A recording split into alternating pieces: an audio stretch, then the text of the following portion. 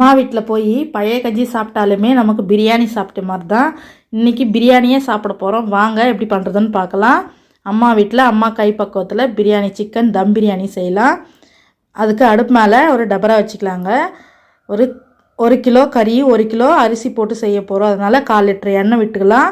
எண்ணெய் காஞ்சதும் பட்டை, லவங்கம், மசாலாலாம் சேர்த்துட்டு ஒரு 5-6 பச்சை மிளகாய், 4-5 வெங்காயம் நல்லா போட்டு பொன்னிறமாக வதக்கி விட்டுக்கலாங்க. வதங்கந்தோம் இஞ்சி பூண்டு பேஸ்ட்டு ஒரு 4 டேபிள் ஸ்பூன் இஞ்சி பூண்டு பேஸ்ட்டு சேர்த்து நல்லா வதங்கந்தோம் 4-5 தக்காளியை கட் பண்ணி சேர்த்து நல்லா வதக்கி விட்டுக்கலாம். வதங்கந்தோம் அலசி வச்ச சிக்கனை சேர்த்து நல்லா வதங்கந்தோம் இதில் மஞ்சத்தூள், மிளகாத்தூள் எல்லாம் போட்டு நல்லா வதக்கி விட்டுக்கலாம். தயிர் கொஞ்சம் போட்டு நம்ம இதில் அரிசி வேக வைக்க தண்ணி சேர்க்க போகிறதில்ல, தனியாக தான் வடித்து கொட்ட போகிறோம். அதனால் கொஞ்சமாக சிக்கன் வேகிறதுக்கு தண்ணி விட்டு தனியாக அரிசி வேக வச்சு இதில் சேர்த்து தம் போட்டு இறக்குனா பிரியாணி ரெடி ஆகிடும்.